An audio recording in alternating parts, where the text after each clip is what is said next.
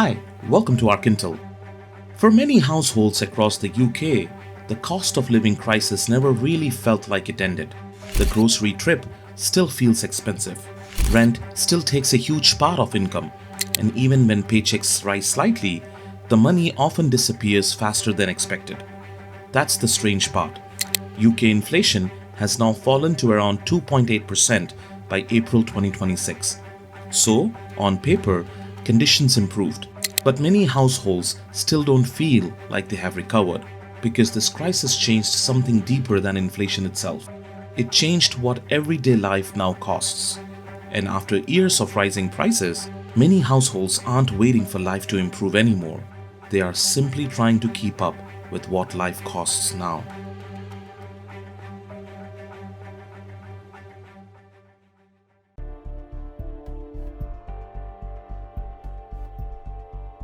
One of the biggest misunderstandings about inflation is this.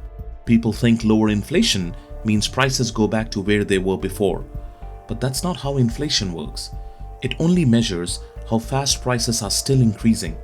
So, when inflation falls from 11.1% peak reached in 2022 to around 2.8% by 2026, prices are still rising, just more slowly. And after several years of unusually high inflation, the UK now has a completely different cost structure than it had before 2021. Food prices remain far above pre-crisis levels.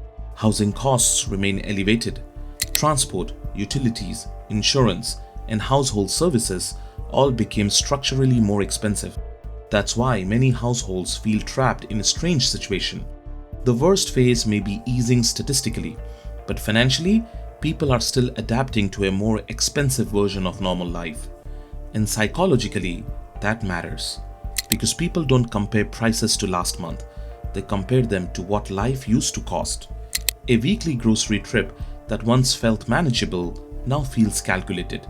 Small purchases get reconsidered. People think more carefully about eating out, traveling, or renewing subscriptions. And over time, those decisions start changing how people plan their lives more broadly. Saving becomes harder. Unexpected expenses feel more stressful.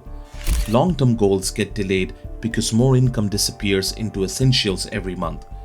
That's part of what makes this period feel different from a normal inflation cycle. The pressure isn't coming from one sudden shock anymore. It's coming from the realization that the cost of ordinary life may have permanently shifted higher. Not because inflation is exploding again, but because the entire floor of everyday spending moved upward. And once that happens, it changes behavior long after inflation cools.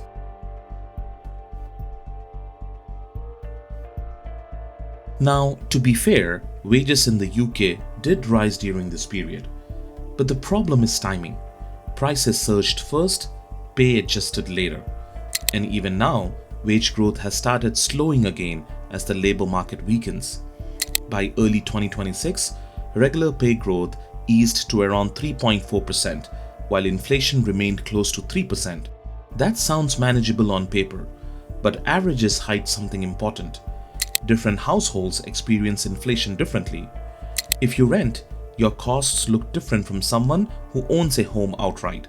By April 2026, private rents across the UK were rising at around 3.5% annually. If you commute daily, fuel prices matter more. If you have children, food prices hit harder. If your mortgage reset during higher interest rates, your monthly budget may have changed completely. That's why many workers still feel financially squeezed even when official wage data improves. Because the issue isn't only income anymore, it's purchasing power. And over time, that affects behavior across the entire economy. People delay moving out, delay buying homes, delay starting families, delay major purchases. And for younger households especially, financial progress starts feeling slower than it used to. Working full-time no longer automatically creates the same sense of stability it once did. A pay raise helps, but often not enough to fully offset higher rents, higher borrowing costs, and years of accumulated price increases. So even when people are technically earning more, many still feel financially stuck. Not necessarily because they are poor, but because financial confidence weakens when essentials absorb more income every month. And the UK is now dealing with that slower, quieter adjustment phase, one where people continue working, continue earning, but feel like their money stretches less than it used to.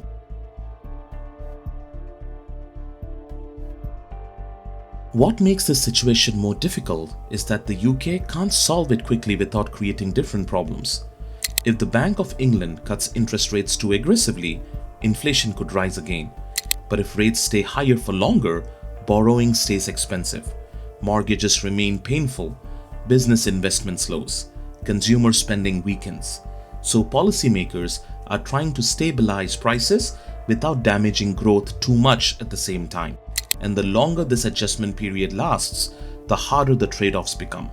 Lower interest rates could relieve pressure on mortgages and borrowing, but cutting too early risks inflation accelerating again.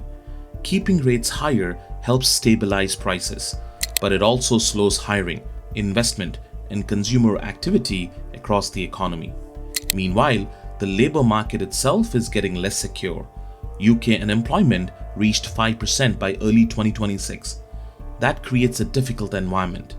Prices remain high enough to pressure households, while economic momentum no longer feels strong enough to fully offset that pressure.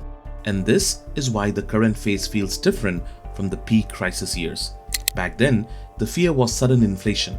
Now, the pressure feels more long-term.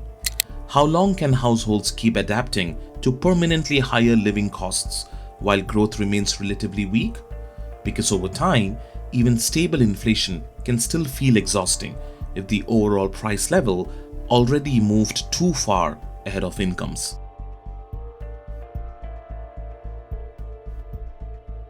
This is where the UK's cost of living story becomes less about economics and more about daily life. Because technically, some indicators improved. Inflation cooled, energy caps eased temporarily, some wages increased. Government support programs reduced pressure in certain areas. But emotionally, many households still don't feel like they've recovered. And that's because recovery isn't only about statistics. It's about whether life feels affordable again. Can people save? Can they handle emergencies comfortably? Can they plan ahead without constantly recalculating costs? For many households, the answer still feels uncertain, especially younger workers and renters. Because when housing, transport, utilities, and food permanently consume a larger share of the income, people stop feeling financially flexible. And once flexibility disappears, even small disruptions start feeling stressful. That changes how societies behave. People become more cautious, more financially defensive, more selective with spending, not because the economy collapsed, but because years of inflation changed what normal life costs. The UK's cost of living crisis today looks very different from the version people saw in 2022. The panic phase has cooled, but the adjustment phase is still happening. And in many ways, that phase lasts longer. Because inflation spikes may end in charts and statistics, but households continue living with the price levels those years created. That's why so many people still feel pressure even while headlines say conditions are improving. The numbers may stabilize first, but everyday life usually takes much longer to catch up. If you found this video insightful, check out France's Debt Problem is Getting Riskier, where we break down rising debt, higher interest costs, and the growing pressure on France's economy and budget. Click the video to watch now.